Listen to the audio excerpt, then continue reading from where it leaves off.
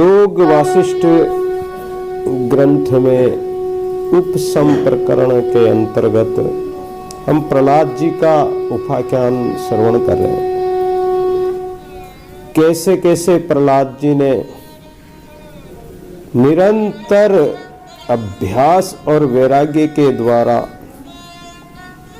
अपने आत्म स्वरूप का अनुभव किया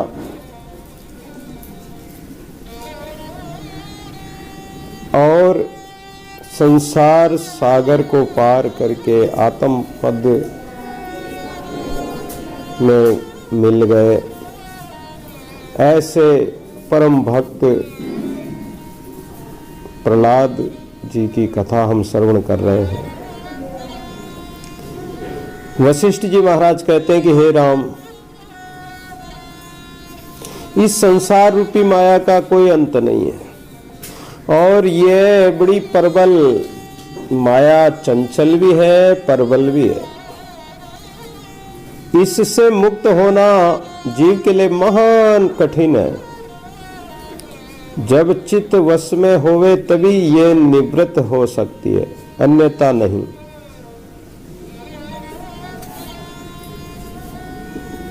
इस भूमंडल में कौशल नाम का एक देश है जो धन धान्य संपन्न और रत्नों से परिपूर्ण है। उस देश में गाधी नाम के एक वेद पाठी ब्राह्मण रहते थे और वे ब्राह्मण बाल्यकाल में ही महावैराग्यवान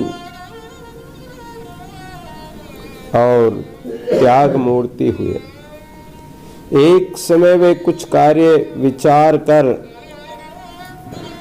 वन में तपस्या करने गए तो एक सरोवर देखकर उसमें उतर पड़े और कंठवत जल में खड़े होकर तप करने लगे। गले तक जल में खड़े होकर तपस्या करने लगे। जब 8 महीने दिन रात उसी प्रकार वे जल में खड़े रहे, तब उनके तप को देखकर विष्णु जी वहां पहुंचे और बोले कि हे ब्राह्मण, तेरा क्या मनोरथ है, तेरी क्या इच्छा है, जो इच्छा हो जो मांगो। जल से बाहर आकर वर मांगा। गादी ने कहा कि भगवान, आप चराचर जीवों के स्वामी हैं और इस जगत को भी आप ही रचने वाले हैं। आपको मेरा कोटिस नमस्कार है।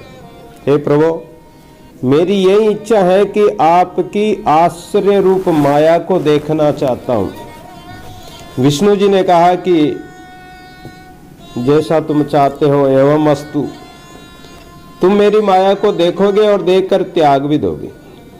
यह कहकर विष्णु जी तो अंतर्ध्यान हो गए। ब्राह्मण वर पाकर प्रसन्न हुआ, फिर वहां से चला और यहीं विचारता रहा कि भगवान की माया को कब देखूंगा। कुछ काल पश्चात वह फिर उसी तालाब पर स्नान करने गया तो जल में गोता लगाकर सब पाप नाशक अगमर्शन मंत्र जपने लगे। तब उसने देखा कि मंत्र जपते जपते उसके प्राण विप्रय होकर निकल गए और अपने आप फिर अपने ग्रह में स्थित हो गया। पश्चात उसने अपने को मृतक देखा और ये देखा कि कुटुंब के लोग रुदन कर रहे हैं। जो जीव आत्मा मर जाता है, जो शरीर से जीव आत्मा निकल जाता है, जीते जी तो अपने परिवार को देखता है और अपने शरीर का भी वो अध्यास रहता है उसको कि ये मेरा कुटुंब है, परिवार है, ये मेरा सगे संबंधी है, बंधु बांधव है, सबको देखता। लेकिन मरने के बाद में जब उस शरीर से प्राण निकल जाते हैं तो जो जीव आत्मा, सूक्ष्म आत्मा, वो भी उस परिवार को देख रहा था कि देखो मेरा शरीर तो खत्म हो गया, यानी मर गया, लेकिन मेरे परिवार वाले रुदन कर रहे हैं और शरीर की शोभा क्षीण हो गई। जैसे टूटे हुए कमलों की शोभा क्षीण हो जाती है, ऐसे शरीर तो अस्थिर हो गया, मुंह खुल गया। माता पुत्र गादी को पकड़े बैठी रही और समस्त परिवार के लोग इकट्ठे होकर रुदन कर रहे थे। ऐसा सभी जगह होता है, सभी देखते हैं, कोई मर जाता तो सभी रोते हैं। फिर लोगों ने कहा कि अब ये शरीर तो किसी काम का रहा नहीं, इसमें जो हंसा था, जो शक्ति थी, जो जीवात्मा थी, वो तो निकल गई, अब इसको जला देना चाहिए। कोई रखना नहीं चाहता। जो कोई मर जाता है तो उसको कोई नहीं रखना चाहता कि जल्दी करो, या तो सांझ पड़ जाएगी तो सांझ से पहले पहले इसका संस्कार कर दो, और अगर रात हो गई तो सुबह जल्दी संस्कार करने की कोशिश करते हैं। घर में कोई नहीं रखना चाहता है। तो फिर लोगों ने उसको उठाकर जलाने के लिए ले चले और चिता लगाकर भस्म कर दिया। फिर ग्रह पर आकर जो कुछ क्रियाक्रम था किया। इधर तो ये हुआ, उधर वह गादी ब्राह्मण एक देश में चांडाल के ग्रह में बहुत सुंदर बालक होकर चांडालनी के गर्भ से जन्म ले लिया। जो जीव कहाँ मरा और कहाँ जाकर चांडालिनी के घर जन्म लिया। बालक की सुंदरता से मुग्ध होकर चांडालिनी उससे अधिक प्रेम करने लगी।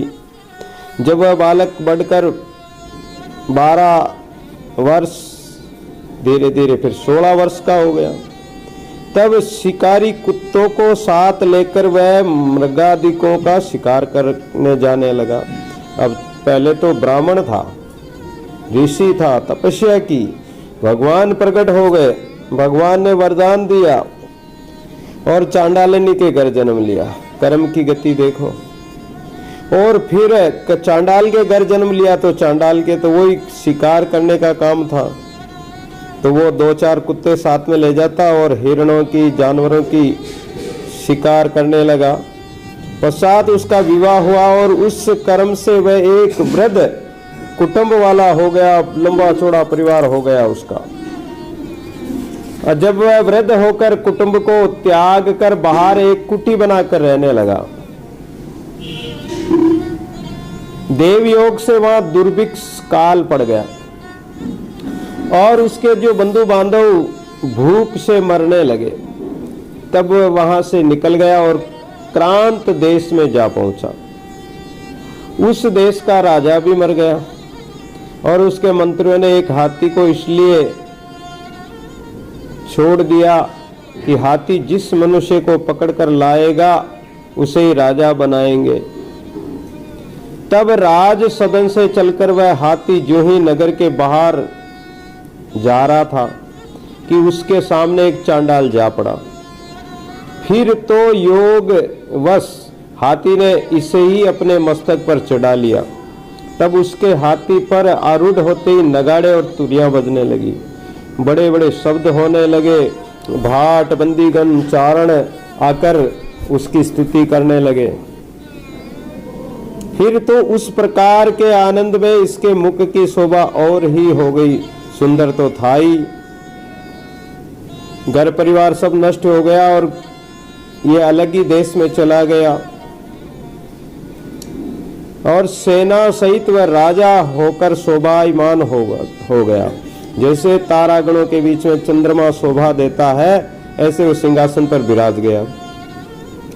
पश्चात वह अंतपुर में जाकर रानियों के पास बैठा और सब रानियां और उसकी सब सखियां उसके निकट आकर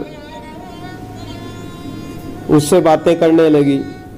पश्चात उसने स्नान कर नाना प्रकार के हीरे मोती आभूषण और सुंदर सुंदर वस्त्राभूषण धारण किए। इस प्रकार सब अलंकारों से युक्त होकर वह राजा इतना शोभायमान हुआ, क्योंकि वो तेजस्वी तो था ही, तपस्या किए हुए था और राज्य करने लगा। लोगों ने उसको गावल नाम से विख्यात कर दिया। उस राजा का नाम क्या था? गावल राजा। इस प्रकार सर्व लक्ष्मी को पाकर वह महा आनंदित हुआ और 8 वर्ष तक उसने बड़े उत्साह से राज्य किया। एक दिन उसके मन में यह संकल्प हुआ कि मुझको इतने वर्ष और आभूषणों के धारण से क्या प्रयोजन है, क्योंकि वो तपस्वी था ही। तो उसे मन ही मन विचार आया कि मैं तो तपस्वी हूँ, योगी हूँ, त्यागी हूँ, फिर ये आभूषण, ये वस्त्र, इनका मुझे क्या लेना देना। और मैं तो यूं ही राजाधिराज हूँ, राजाओं का राजा महाराज हूँ, और अब मेरी आज्ञा के तो वश में सारा देश है। ऐसा सोचकर उसने अपने शरीर के सभी वस्त्राभूषण उतार दिए और राजमहल से निकलकर राजद्वार पर जा खड़ा हुआ। फिर तो इस प्रकार वस्त्राभूषण रहित होने से उसका वह श्याम शरीर उस सुंदर राज्य सदन में वैसा ही शोभायमान हुआ जैसे तारागणों से रहित श्याम आकाश शोभायमान होता है। तब उस प्रकार उसके शरीर और जो राजद्वार पर जाकर खड़ा हुआ तो देवयोग से उसी क्षण उसके वे श्रेष्ठ बंधु बांधव जो उस काल में कुछ तो मर गए थे, लेकिन कुछ लोग देश को छोड़कर आ गए थे। तो जिस व्यक्तियों को बंधु बांधवों को छोड़कर आया था, उस देश में काल पड़ने के कारण वो व्यक्ति उस राज्य में आ गए और झुंड के झुंड सामने आ निकले। जब उस गावल राजा को निर्वस्त्र और आभूषणों से रहित स्थिति में उसे देखा तो वो सब चांडाल उसको पहचान गए, क्योंकि उसके परिवार का तो था ही वो। और देखते ही भुजाएं फैलाकर बोले, ओहो भाई, तुम तो बड़े मजे में पहले ही निकल आए हो यहाँ। अरे कहो, अब तो राजा के यहाँ पहुंच गए हो। राजा लोगों को संगीत बड़ा प्रिय है और तुम्हारा कंठ भी बड़ा सुंदर मधुर है। तुम कोकिला कंठ से राजा को प्रसन्न करके पुरस्कार प्राप्त किया होगा, अथवा धन रत्न और गांव मंदिर पुरस्कार में तुमने प्राप्त किए होंगे। कहो तुम कैसे हो और हमारा भी प्रबंध कराओ। अब जिस जाति का राजा था और वो बड़ा व्यक्ति भी था उस राजा, उस परिवार का, कुटुंब का, तो वो चांडाल बोले कि हमें भी कोई काम दिला दो, हमें भी यहाँ में हमारी व्यवस्था करवा दो, तो हम भी यहाँ आराम से रहेंगे। चांडाल ऐसा कहते और बारंबार उससे मिलने के लिए भुजाएं फैलाते, पर वह गावल पीछे हटता जाता और उंगलियों से उन्हें ऐसा न करने का संकेत भी करता है कि तुम जाओ और मुझे छोड़ दो यहीं। किंतु वे चांडाल उसके संकेत को तो समझते नहीं थे और वह सबके सब हाथ में चर्म की तंत्री लिए हुए ऐसा कहते ही गए। अब वो तो चांडाल तो थे ही, तो हाथ में तो वो तो चामड़े की जो है वो तंत्री ले रखी थी। तो इस दृश्य को राजमहल के सारे परिवार वाले, राज दरबारी, सिपाही और राजरानियां सब देख रही थी। अरे कि ये तो चांडाल है, ये चांडाल लोग इनको अपना भाई बता रहे हैं और इनको कह रहे हैं कि तुम तो अब यहाँ राजा के रहने लगे, तो हमारी भी व्यवस्था कराओ। द्वारपाल, नगर के अन्य कितने ही लोगों ने ये वार्ता सुनी। अब तो मानो सब पर वज्रपात हो गया। लोग चांडाल को राजा बनाने का पश्चाताप करने लगे कि अरे हमारे साथ तो बड़ा धोखा हो गया कि हमने इस चांडाल को राजा बना दिया। मंत्री और नगर के ब्राह्मण क्षत्रिय हाय हाय करने लगे कि हमारा तो धर्म ही भ्रष्ट हो गया। चांडाल राजा था और हम उसके मंत्री बने हुए। कोई ब्राह्मण उसका स्वास्थ्य वाचन करा रहा है, कोई पूजन कर रहा है, कोई उसको माला पहना रहा है, उसका स्वागत सत्कार किया। तो कहने लगे कि अरे हम तो धर्मभ्रष्ट हो गए, पतित हो गए। ऐसा कहकर प्रायश्चित करने का विचार करने लगे। राजस्थान की स्त्रियां जो अपने कलेजे पर हाथ मारकर और कहने लगी कि अरे महान शोक है, अरे ये राजा तो चांडाल है, हाय इसके हाथों पड़कर हम भी भ्रष्ट हो गई, इसने हमें भी भ्रष्ट किया, अब तो हमारा जीना भी बेकार है। निदान राजस्थान से लेकर सारे नगर में हलचल मच गई। धर्मधारी ब्राह्मण क्षत्रिय चिता लगाकर भस्म होने लगे। जो धर्मधारी ब्राह्मण थे उन्होंने सोचा कि हमारा धर्म भ्रष्ट हो गया, तो वो चिता लगाकर भस्म होने लगे। आकाश मंडल में धुआं छा गया, इतनी चिताएं लग गई। मांस मज्जा से महा दुर्गंधी फैल गई रानियों ने भी महल में काष्ठ की चिता लगाकर और अग्नि जोहर कर लिया, अपने प्राण विसर्जन कर दिए। तब ये तो महान अनर्थ हुआ। एक पापी के लिए इतने धर्मात्माओं का प्राण त्याग सर्वथा ही नाश मूलक है। ऐसा विचार कर गालव ने भी चिता में प्रवेश कर। गालव राजा ने सोचा कि मेरे कारण इतने व्यक्तियों ने प्राण त्यागे हैं, ये तो बड़ा पाप हुआ। और गालव भी चिंता में पश्चाताप करता हुआ और अग्नि में प्रवेश कर गया, प्राण त्याग दिए।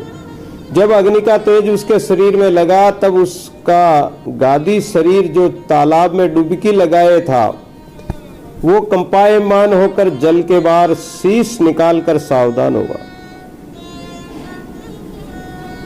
इतना कहकर वाल्मीकि जी बोले कि जब इस प्रकार वशिष्ठ जी ने कहा कि तब सूर्यास्त हो गए। समस्त सभा के लोग एक दूसरे को नमस्कार करके संध्या वंदना आदि करने चले गए।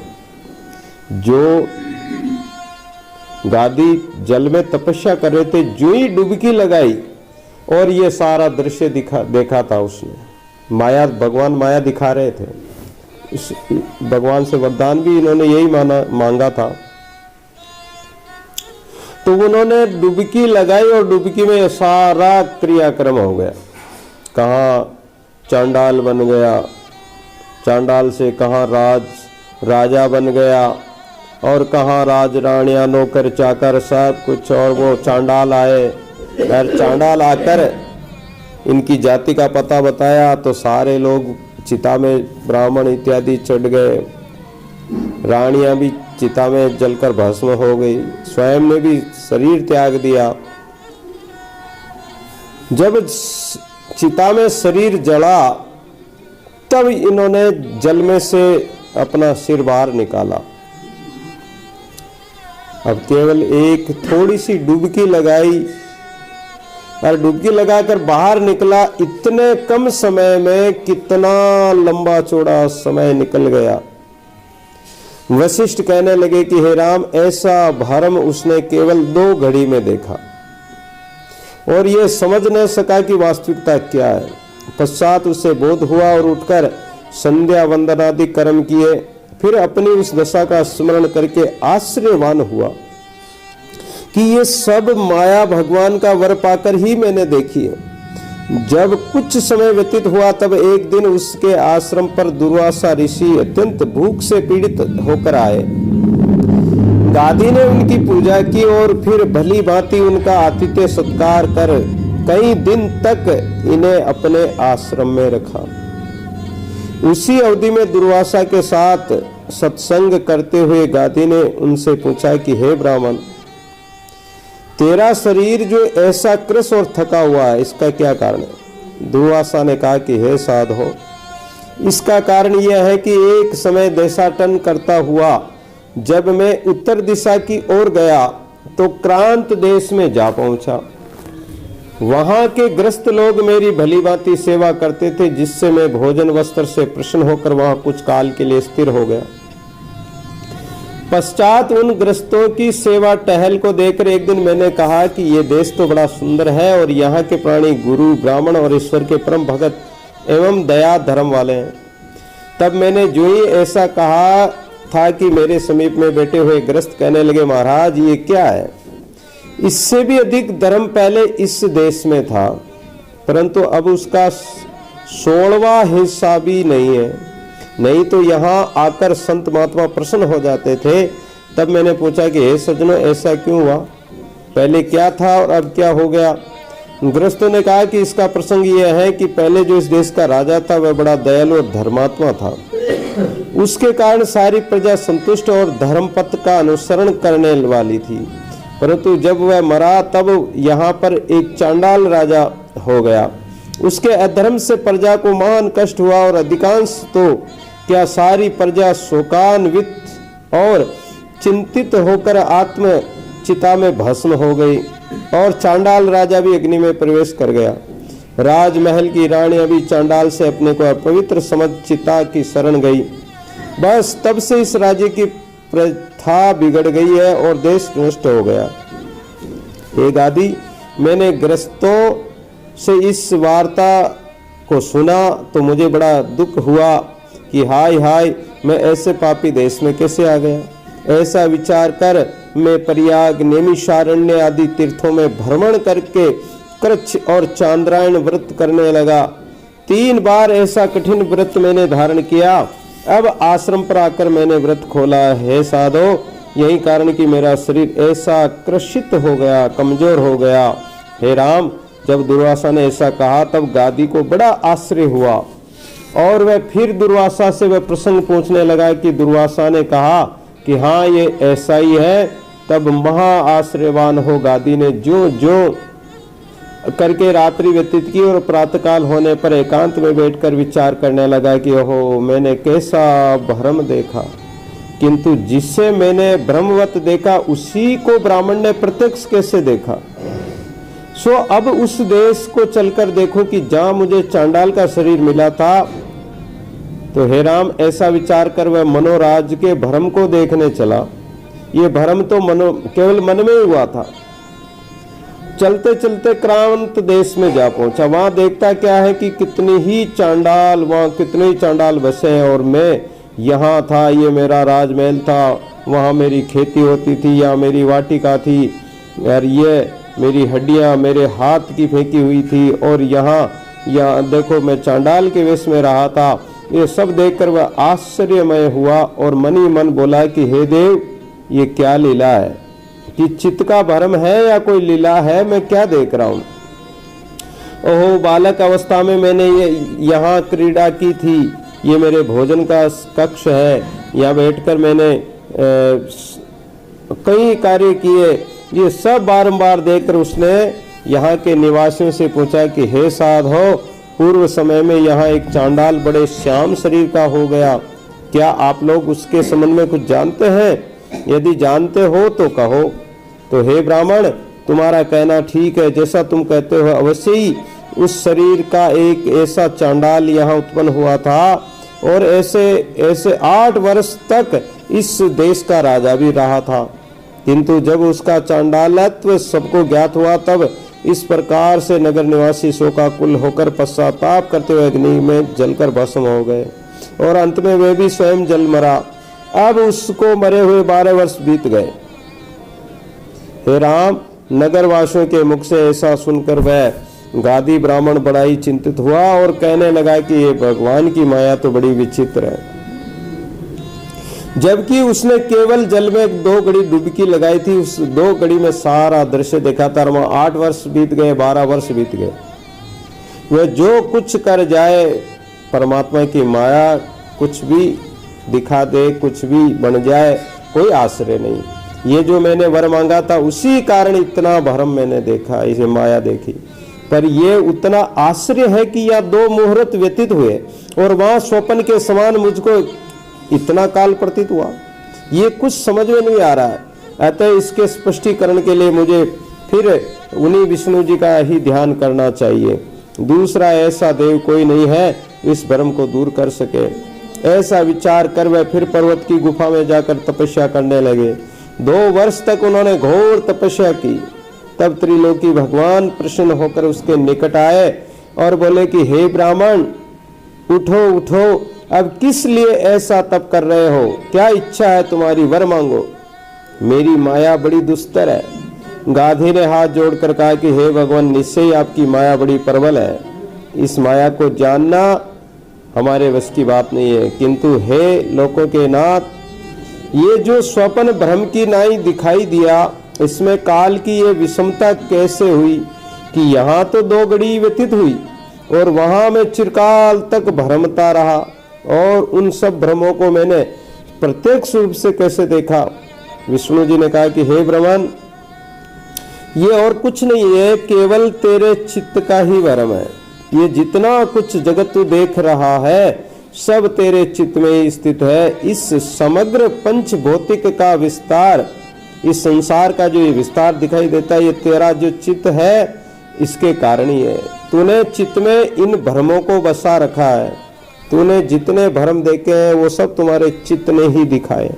तेरा चित्त वासनामय था, इसी से ये ऐसा तुम्हें प्रतीत हुआ।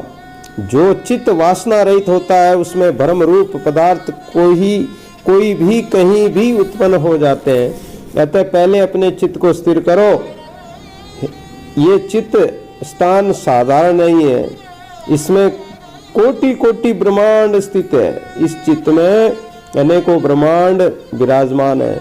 जब ये ऐसा महाकोश है तब इसमें चांडाल अवस्था का उत्पन्न होना क्या आश्चर्य है कि इसके ऊपर तू कहता है कि मैंने बड़ा आश्चर्य रूप माया देखी है, तो क्या इसी को माया कहता है? ये तो कुछ भी नहीं है। जैसे जैसे तूने जन्म लिया वैसे वैसे ही तेरे अनेक कुटुंबी हुए। तू कहाँ कहाँ पर रहा, कैसे राज किया, चिता पर कैसे जला, अतिथि ब्राह्मणों से मिला, फिर जाकर सब स्थान देखे। ये क्या है? ये भी उसी माया का खेल है। परंतु हे साधो, ये सब तेरे चित्त ने ही किया है। जैसे मद्यपान करने वाले को सब पदार्थ भ्रम से दिखते हैं, वैसे ये संसार भी भ्रम से भासता है। जैसे नौका रूढ़ चलत जगत देखा वाली बात है। जैसे कोई नाव में बैठकर और चलते हैं तो वृक्ष भी चलते हुए दिखाई देते हैं, वैसे ये जगत भ्रम से दिखाई देता है। और चित्त को स्थित होने से जगत भ्रम नष्ट हो जाता है। इसका नष्ट होना क्या है? ये तो अपने पर निर्भर है। इस जगत को अगर नष्ट करना तो अपने चित्त से इस जगत को त्याग दो। इस जगत को देखो ही मत, इस जगत को सत्य मानो ही मत, तो ये नष्ट हो जाएगा। इसमें कोई पदार्थ सत्य नहीं है। अतः इस भ्रम को त्याग कर तू अपने ब्राह्मण का कर्म कर। हे राम जी, जब ऐसा कहकर विष्णु जी उठ खड़े हुए तब ऋषिश्वरों सहित गाधी ने उठकर उनकी भली भांति पूजा की और वे भगवान अपने स्थान क्षीर सागर में चले गए। पश्चात वह गादी ब्राह्मण फिर भ्रम को देखने चला। क्रांत देश में पहुंचा, वहां उसे सब बातें फिर प्रत्यक्ष जैसी ही तैसी दिखाई दी। उससे वह फिर आश्चर्यचकित हुआ और फिर विष्णु जी की आराधना करने लगा। तो फिर कुछ काल व्यतीत हुआ, तब विष्णु जी फिर आए और उससे बोले कि ब्राह्मण, अब तू क्या चाहता है? गादी ने कहा कि महाराज, इस जगत से मेरा भ्रम अभी तक दूर नहीं हुआ। मैं क्रांत देश में फिर जाकर देखा और वहां मुझे फिर वही माया दिखलाई पड़ी। सो हे प्रभु, इतना अधिक काल मुझे इतने अल्प समय में ही कैसे भाषित हुआ? कृपा कर मेरी ये शंका दूर कीजिए। भगवान बोले कि हे विप्र, इस सारे जगत को मेरी माया ने रचा है, इससे मैं तुझे क्या बतलाऊं? जो कुछ तुझे भान हो रहा है, दिखाई दे रहा है, सब माया मात्र है, चित्त के भ्रम से भाषित हो रही है। उस चांडाल की अवस्था तेरे चित्त में प्रकट हो गई थी, इससे तुझे उस अवस्था में प्रवेश करना पड़ा।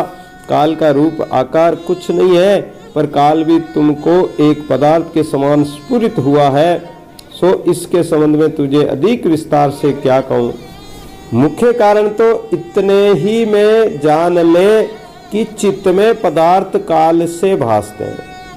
अपना जो चित्त है, इस चित्त में समय के अनुसार कई पदार्थ दिखाई देते हैं और ये काल पदार्थों से ही दिखाई देता, भासता। जैसे जागृत के एक मुहूर्त में स्वप्न के अनंत काल का अनुभव होता है, वैसे ये सब चित्त का ही कल्पित है। जैसे जैसे चित्त कल्पना करता वैसे वैसे भासता है। हे साधो, जिसे कभी देखा न हो ऐसे पदार्थ भी चित्त में प्रकट हो जाते हैं। जैसे त्रिकालज्ञ को भविष्य का वृत्तांत भी वर्तमान के सदृश भासमान होता है। कोई भविष्य की बात बताने वाला होता है तो उसको भविष्य की बात भी जैसे उसके सामने ही बीत रही ऐसा उससे दिखता है। वैसे ही तुझको भी अनुभव हुआ है। कभी कभी ऐसा भी होता है कि प्रत्यक्ष का अनुभव किया भी भूल जाता है। ये सब माया रूप चित्त का ही भ्रम है। जब तक चित्त आत्म पद में स्थित नहीं होता है तब तक ऐसे ही अनेक भ्रम भासते हैं, किंतु चित्त के स्थित होने पर केवल एक अद्वैत आत्म तत्व ही भाषित होता है। तेरा चित्त अब तक वश नहीं हुआ। मुख्य बात क्या है कि जब तक चित्त शांत नहीं हो जाता है तब तक चित्त में ऐसे ही जगत का भ्रम और अनेक जन्मों का भ्रम दिखाई पड़ता है। किंतु आत्म पद में लगते ही इस जो ये माया है, ये जगत है, ये सब लय हो जाते हैं। मैं और तुम यानी मेरा तेरा ये जो अज्ञान है ये भी चित्त में दृढ़ रहता है। इसी कारण से बंधन होता है। ज्ञानी इसमें बंधता नहीं है। जैसे जल में तुम भी होती है, वो डूबती नहीं है, वैसे ही ज्ञानी इस विषय जल में, संसार के माया मोह में डूबते नहीं है। उनमें अहम मेरा तेरा होता ही नहीं है। समस्त शब्द चित्त में ही बसते हैं। अज्ञान हर प्राणी में होता है और अज्ञान के कारण ही वो इस संसार को देखता है। और ज्ञान भी होता है, लेकिन ज्ञान को वो धारण नहीं करता और अज्ञान को ही मानता चलता है। ज्ञानी का चित्त अचित्त होता है। इससे तू भी ज्ञानी बन, इसके लिए तपस्या कर। 10 वर्ष की तपस्या के पश्चात तेरा हृदय शुद्ध हो जाएगा। कितने 10 वर्ष की तपस्या करे, जब जाके हृदय शुद्ध हो और आत्म पद की प्राप्ति होगी।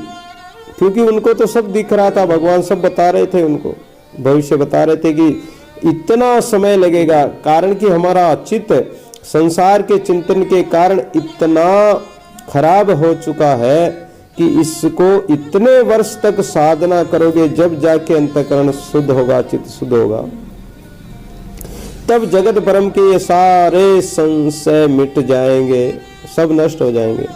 हे राम जी, जब ऐसा कहकर विष्णु जी अंतर्ध्यान हो गए, तब उनके वचनों को हृदय में धारण कर गादी तपस्या करने लगा। 10 वर्ष में उसकी अक्षय समाधि लग गई। 10 वर्ष तक ऐसी समाधि लगी कि उसको कोई पता नहीं। फिर तो उसे शुद्ध चिदानंद आत्मा का साक्षात्कार हुआ। इस प्रकार इसके सारे संशय नष्ट हो गए। ये गाधी की कथा मैंने तुमसे माया की विषमता समझाने के लिए ही कही थी। वशिष्ठ कहने लगे कि ये जो गाधी की कथा जो मैंने कही, ये माया को बताने के लिए ही कही थी। इसको सुनकर अब तुम्हें पता लग ही गया होगा कि ईश्वर की माया कितनी प्रबल और कितनी विस्तृत और दुर्गम है। और ये महामोह को देने वाली, सब प्राणी मात्र को मोहित करने वाली है। आत्म तत्व के विस्मरण से ये मनुष्य को आश्रय रूप भ्रम दिखाती है। अन्यथा कहाँ केवल 2 मुहूर्त और कहाँ इतना काल, इतना समय निकल जाना 1-2 मुहूर्त में। ये सब उसकी माया नहीं तो और क्या है। हे राम, जब तक ज्ञान नहीं होता है, आत्मबोध नहीं होता, तब तक ये माया अनेक प्रकार के भ्रमों में भटकाती है। वशिष्ठ जी के इतना कहने पर राम जी ने पूछा कि हे भगवान, निश्चय ही परमात्मा की माया बड़ी प्रबल है और इस संसार चक्र का वेग इतना बड़ा तीक्ष्ण है, ये समस्त हमारे अंगों को छेद डालता है। तब जिस प्रकार ये चक्र रुके और इस संसार का भ्रम छूट जाए, हे मुनिवर, आप वहीं कृपा कीजिए। वशिष्ठ जी कहने लगे कि हे राम, ये तुम भली प्रकार जानते हो कि संसार चक्र का वास नाभि चक्र में है, अथवा मनुष्यों का जो नाभि चक्र ही संसार चक्र है। क्योंकि यह नाभि चक्र से ही सारी नाड़ियां निकलती है। सब का केंद्र, पूरे शरीर का केंद्र नाभि है और वही चित्त है, वही चक्र है। जब उसको रोका जाए तब ये सब कुछ स्थित हो जाता है।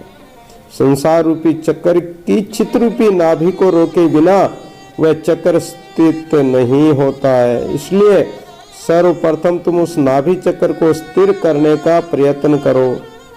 जब वह स्थिर हो जाता है तब जगत ब्रह्म स्वयं ही नष्ट हो जाता है।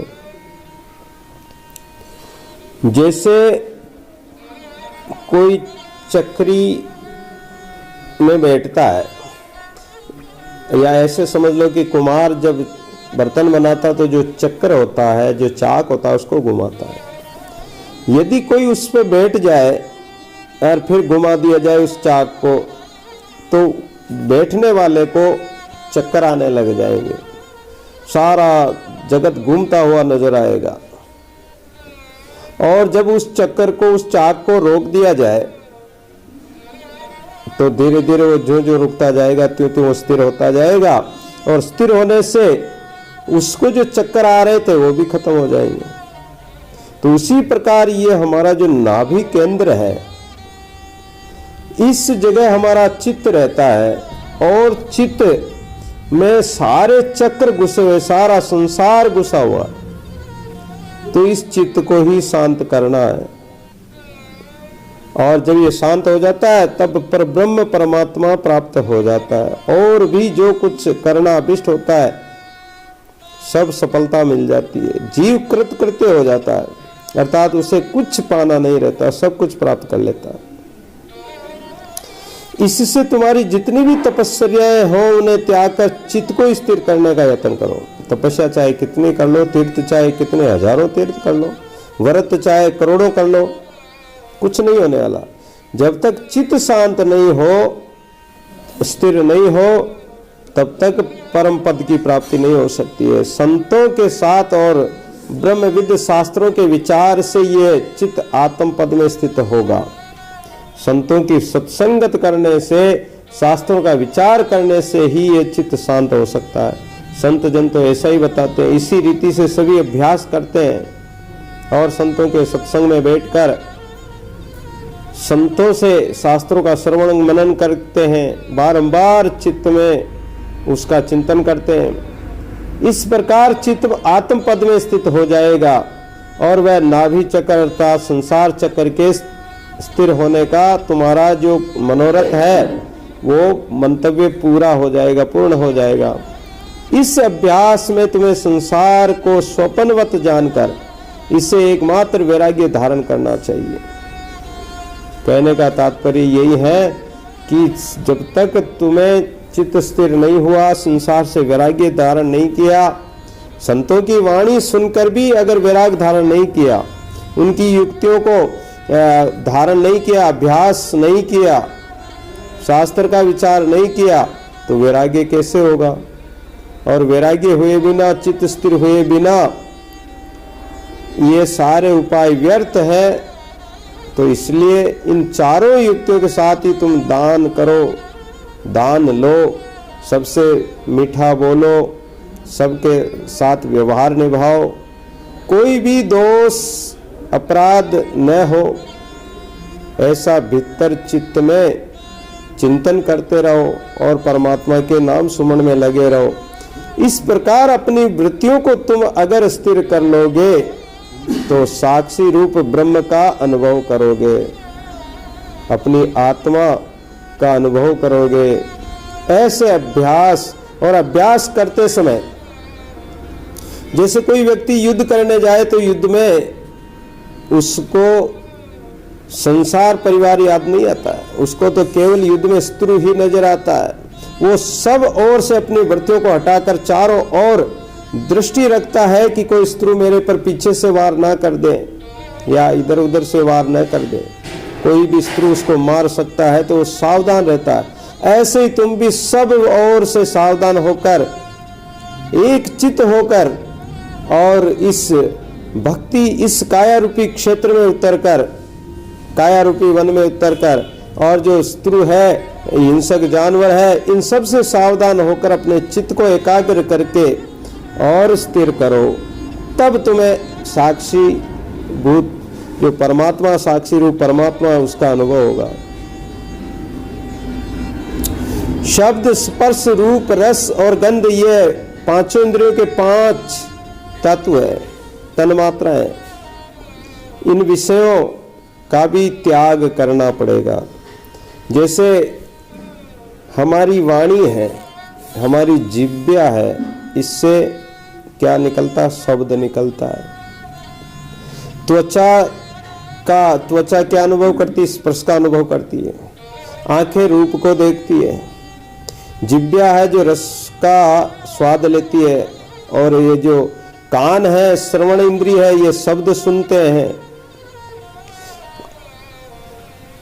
तो इस प्रकार हमारे जो ये पांचों तत्व है और शरीर में, और पांचों तत्वों के 5 ये शब्द स्पर्श रूप रस गंध विषय हैं, हमारी 5 ज्ञानेंद्रियां हैं, इनके ही ये विषय हैं। इन विषयों को त्यागना पड़ेगा। और हमारा जो नाक है, घ्राण इंद्रिय, इससे गंध सूंघते हैं, तो इन विषयों को त्यागना है। अर्थात आंखों से हम देखते हैं तो एक ब्रह्म को ही देखें, एक ब्रह्म का ही अनुभव करें। रस भी लें तो राम नाम रस, सत्संग का रस, आनंद रस को प्राप्त करें। विषयों का त्याग करना है, तब जाके साक्षी भूत परमात्मा का अनुभव होता है। बिना उसका बारंबार अभ्यास किए चित्त स्थिर नहीं हो सकता, और जब तक चित्त स्थिर नहीं होगा तब तक जगत का भ्रम भी नष्ट नहीं होगा। दादू विषय विकार सो जब लग मन राता, तब लग चित्त न आवी त्रिभुवन पति दाता। जब तक विषय विकारों से हमारा मन फंसा हुआ विषय विकारों में, तब तक त्रिलोकपति परमात्मा हमारे चित्त में आएगा ही नहीं। और जब तक संसार में चित्त लगा रहेगा तब तक संसार ही बना रहेगा। जैसे जैसे जैसे जब तक मेघ है तब तक वर्षा भी है, बादल रहते हैं तो वर्षा भी होती है, और जब बादल ही नष्ट हो गए तो वर्षा कहां से आएगी। तो जब तक चंद्रमा की ज्योति में शीतलता है तब तक चंद्रमंडल में तुषार है, वैसे ही जब तक चित्त है तब तक संसार का भ्रम है। और जैसे जब तक मांस का स्थान शमशान है तब तक वहां पक्षी गण अवश्य रहेंगे। जैसे कोई पशु या कोई मनुष्य मर जाता है और उसको जंगल में छोड़ दिया जाए तो जानवर जो है, पक्षी खाने वाले पक्षी है, गीद इत्यादि है, तो वो तो आएंगे ही आएंगे। तो इसी प्रकार चित्त में जब तक राग द्वेष है, चित्त स्थिर नहीं है, तो इसमें राग द्वेष भी रहेंगे। किंतु जो ही चित्त का अभाव हुआ तो ये समस्त विकारों का भी अभाव हो जाएगा। हे राघव, जैसे पिशाच दानव आदि की चेष्टा रात्रि में ही होती है, दिन में नहीं, वैसे राग द्वेष भय इच्छा आदि विकार कब प्रकट होते हैं कि जब अज्ञान होता है। अज्ञान में चित्त होगा तो उसी अज्ञान में चित्त में ये प्रकट होंगे। अग्नि के बिना उष्णता, शीतलता के बिना बर्फ, सूर्य के बिना प्रकाश नहीं हो सकता। वैसे ही चित्त के बिना किसी का भी भय नहीं होता है। चित्त नहीं हो, चित्त में कोई चोर डाकू सिंह व्याघ्र सर्प का भय होगा ही नहीं, चित्त के कारण ही होता है। चित्त का नष्ट होना ही शांति है। चित्त ही सर्वज्ञ है। चित्त को अचित्त करना है, अर्थात इसको जीतना है, इसको शांत करना है, और इसका अभाव ही आत्मा की तृप्तता है। तृप्त आत्मा तृप्त हो जाती है, अगर इसका अभाव हो जाए तो आत्मा शांत हो जाती है।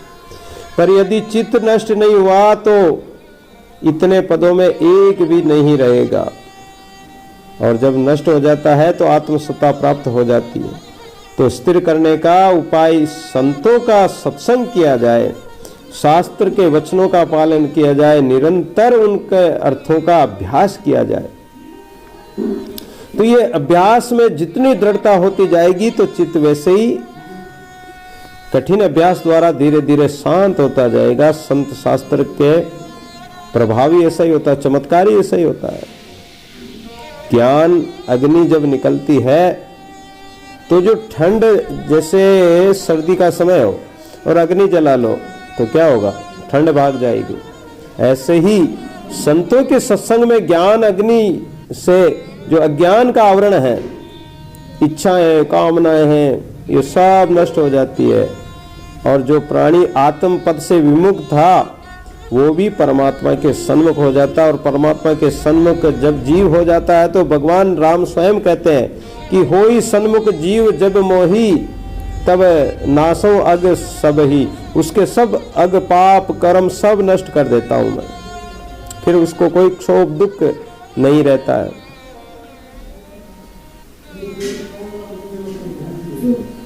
और जिस परमात्मा के दर्शनों से जो ये विषय विकार कालकूट विष ये भी नष्ट हो जाता है। परमात्मा के दर्शन होते ही ये विषय विकार संसार सब नष्ट हो जाता है। परंतु जब प्राणी उस निर्मल निरंजन अंश एक आत्म स्वरूप परमात्मा से ये अलग है, तब तक इसको मोह माया विषय विकार सब घेर लेते हैं। ये संसार सागर से तर नहीं सकता। और जब ये विषय रूपी विष शांत हो जाता है परमात्मा के साक्षात्कार से, तो फिर वो त्रिलोकपति परमात्मा का ही रूप हो जाता है, उसी का स्वरूप हो जाता है। जैसे सूर्य की किरणें होती है, सूर्य का प्रकाश करती है, तो वो किरणें भी सूर्य के समान ही मानी जाती है। तो हर व्यक्ति के अंदर ज्ञान का सूर्य है। अगर वो ज्ञान का अनुभव करे, ज्ञान को धारण करे, तो उसके अंदर अज्ञान रूपी अंधेरा नहीं रहेगा, क्योंकि ज्ञान का प्रकाश होते ही सब नष्ट हो जाता है। तो इसलिए प्राणी को चाहिए कि ये विषय रूपी विष, ये संसार रूपी जो विषय वासना का जो जहर है, इससे चेतन होकर, सावधान होकर, इस विष्टा का परित्याग करके परम पद आत्म पद की ओर प्रयत्न करना चाहिए। लेकिन जैसे सूअर है वो गंदगी में ही जाकर लेटेगा, गधा है वो राख में जाकर, मिट्टी में जाकर लेटेगा। तो जो इस प्रकार जो अज्ञानी प्राणी है, वो कागारे करंक पर बोले, खाई मांस अरु लगी डोले, जैसे काग पक्षी होता है, तो वो करंकों पर जाकर ही बोलेगा। जहां मांस है, कंकाल पड़े हैं, जीव जंतु मरे पड़े, वहीं जाकर वो बैठेगा। इसी प्रकार जो विषय पुरुष है वो विषय वासना में जाकर बैठेगा। भोगों की तृष्णा के कारण वो इस प्रकार नष्ट हो जाता है, उसके माया का ऐसा आवरण आ जाता है विषय विकारों का कि उसको परमात्मा से वो दूराति दूर फेंक दिया जाता है। अर्थात विषय वासना में फंसा रहता है, वो अनात्म पदार्थों में भी उसी में अभिमान करता हुआ आत्मा को तो जानता नहीं है, परमात्मा को जानता नहीं है, और तृष्णावश उसका चित्त क्षीण हो जाता है और वो उसी नरक में यानी भयंकर नरक में पड़ा रहता है। उसको वो दुर्गंध, वो वासना भी उसको अच्छी लगती है। एक बार नारद जी मृत्युलोक में आए भगवान के कहने से कि भाई जो कोई दुखी हो तो बैकुंठ में ले आओ, मैं सुखी कर दूंगा। तो पूरे संसार में घूमे लेकिन कोई दुखी नहीं मिला। एक सुअर मिला, अरे सुअर भाई तू तो इस गंदगी में पड़ा रहता, चल मैं तेरे को बैकुंठ ले चलता हूँ। सुअर बोला कि बैकुंठ तो ले चलोगे, लेकिन बैकुंठ में ये नाली, ये गंदगी, ये कीचड़ मिलेगा। अरे बोले कि मूर्ख, मैं तुझे बैकुंठ ले जाना चाहता और तू वहाँ ये गंदगी ढूंढना चाहता। बोले कि मैं तो यही ठीक हूँ, तुम्हारा बैकुंठ तुम्हारे पास रखो। तो बताओ, जो विषयी पुरुष है वो दुर्गंध गंदगी, इस मांस मदिरा विषय विकार माया मोह में फंसे रहते हैं, उसी में वो राजी रहते हैं, उसी में वो खुश रहते हैं और सुखी है। उसको जो आत्म सुख है, परम सुख है, उस आनंद स्वरूप परमात्मा के सुख को तो वो जानते ही नहीं है और उसको वो अनुभव भी नहीं करते हैं, करना भी नहीं चाहते। तो इसका त्याग करने में ही परम सुख मिल सकता है। तो जिज्ञासु जन अगर चाहें तो उनके अंदर जो विषय विकार रूपी सर्प, जो विष रूपी जो सर्प है, संशय रूपी सर्प घुसा हुआ है, वो गुरु गारुड़ी उस सर्प को मार देते हैं। उस विष को, गारुड़ी होता है, सर्प के विष को उतार देता है। ज्ञान द्वारा ज्ञान गारुड़ी सतगुरु इस विषय विकार को, माया मोह के जो अहंकार को वो नष्ट कर देते हैं। मंत्रों के द्वारा, सत्संग के द्वारा, ज्ञान के द्वारा, ऐसे शब्दों के द्वारा वो नष्ट कर देते हैं। ये अहंकार रूपी इसी बेली, ये अहंकार रूपी बेल फैल गई है जीव के, तो इसको वैराग्य नहीं होने देती है। तो वैराग्य रूपी कुल्हाड़ी से इस अहंकार रूपी बेल को काट दो। जब बेल को काट दोगे तो पेड़ दिखने लग जाएगा, ये मूल तत्व है, असली रूप दिखने लग जाएगा। वानर बड़ा चंचल होता है, वो प्रतिक्षण इधर उधर दौड़ता भागता रहता है, कभी किसी पेड़ पर जा बैठता है, कभी कहाँ। ऐसे ही हमारा ये चित्त है, ये कभी कहाँ दौड़ता रहता है। लेकिन जो बाजीगर होता है उसको पकड़ कर बांध देता, अब कहाँ भागेगा। तो ऐसे ही ज्ञान में, सत्संग में इस चित्त को, इस मन को पिरो दो, लगा दो, फिर कहाँ जाएगा, फिर कहीं नहीं जा सकता है। जब इसको परम निधि प्राप्त हो जाती है, परमात्मा का अनुभव हो जाता है, तब फिर ये कहीं नहीं जा सकता है। ये केवल सत्संग और सत्य शास्त्र विचार और अभ्यास से ये शांत हो सकता है। चित्त रूपी गड्ढे का एक ऐसा दुखदायक मेघ है कि जिसमें भोगों की तृष्णा रूपी बिजली चमककर बोध रूपी क्षेत्र और समदम रूपी कमलों को नष्ट कर देती है। ज्ञान है, ज्ञान अग्नि, ये विषय विकारों को जला देती है, चित्त को शांत कर देती है। जब विचार रूपी मंत्र दिया जाए तब सब शांत हो जाते हैं। इस चित्त की चंचलता को तुम निसंकल्प से त्याग दो। चित्त में कोई संकल्प होता है ना, तो उसको रोक लो। जब संकल्प होगा ही नहीं तो संसार प्रकट ही नहीं होगा। और ब्रह्मास्त्र से ब्रह्मास्त्र ही रुकता है। जैसे अश्वत्थामा ने ब्रह्मास्त्र छोड़ दिया था तो अर्जुन डर गए। भगवान बोले कि अरे अर्जुन क्यों डरते हो, तुम भी ब्रह्मास्त्र छोड़ दो। ब्रह्मास्त्र की औषधि ब्रह्मास्त्र ही होता है। वैसे ही मन को मन से ही छेदो, मन से मन को ही मारो। मन ही सो मल उपजे, मन ही सो मल धोई। सीख चले गुरु साधु की तो तू निर्मल होई। हमारे मन से ही विषय विकार प्रकट होते हैं और मन में अच्छे विचारों से विषय विकार नष्ट हो जाते हैं। तो इस मन से ही मन को छेदना है, मन से ही मन को मारना है। इस प्रकार जब ये चित्त रूपी वानर स्थिर हो जाएगा, तभी शरीर रूपी वृक्ष सब दुखों से मुक्त हो जाएगा। फिर कोई दुख रहेगा ही नहीं, कोई भी कल्पना नहीं रहेगी, कोई सुख दुख द्वंद इत्यादि इस शरीर को नहीं व्यापेंगे, इस मन को चित्त को व्यापेंगे नहीं। मन स्थिर हो गया, चित्त स्थिर हो गया तो फिर कहीं सुख दुख तो होगा ही नहीं। इसलिए अपने मन और चित्त को मन से ही, सत्संग से, संत शास्त्र के द्वारा इसको वश में करो। रघुपति राघव राजा राम, पतित पावन सीता राम।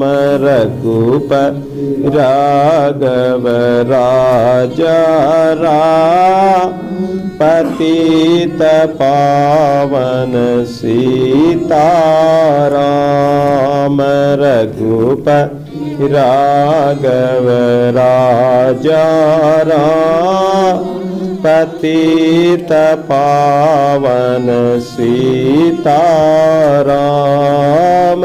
सीता राम, सीता राम भज प्यारे मन। सीता राम, सीता राम, सीता